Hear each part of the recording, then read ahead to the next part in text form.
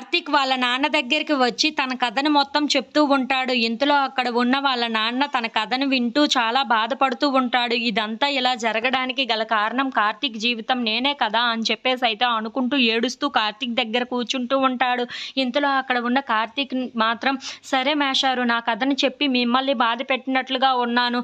నేను ఇక వెళ్తాను. అయినా మిమ్మల్ని నేను ఒక విషయం అడగొచ్చా? నా ప్లేస్‌లోనే మీరు ఉంటే మీ నాన్నగారు మీ పెళ్ళికి రావాలి అని మీరు కోరుకుంటారా లేదా అని చెప్పేసైతే అడుగుతూ ఉంటాడు. ఆ మాటలు వినగానే అక్కడ ఉన్న శ్రీధర్ అయితే ఎందుకు కోరుకుంటాను అని చెప్పేసైతే అంటూ ఉంటాడు. ఇంతలో అక్కడ ఉన్న కార్తీక్ అయితే అదే నేను కోరుకుంటున్నాను.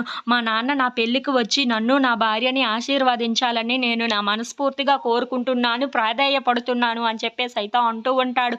ఆ మాటలు వినగానే అక్కడ ఉన్న శ్రీధర్ అయితే సరే నేను రావడానికి సిద్ధంగా ఉన్నాను. నా కొడుకు పెళ్లి చెయ్యడానికి నేను సిద్ధంగా ఉన్నాను. దగ్గరుండి అన్ని పనులు నేనే చేస్తాను అని చెప్పేసైతే అంటూ ఉంటాడు. ఆ మాటలు వినగానే అక్కడ ఉన్న కార్తీక్ అయితే చాలా సంతోషిస్తూ ఉంటాడు. అవును, నేను చెప్తుంది నిజం. దగ్గరుండి అన్ని పనులు నేనే చేసి అన్నీ నేనే చేస్తాను పెళ్లిలో అని చెప్పేసైతే అంటూ ఉంటాడు. ఆ మాటలు వినగానే అక్కడ ఉన్న కార్తీక్ అయితే నిజంగానా మేషారు అని చెప్పేసైతే అడుగుతూ ఉంటాడు.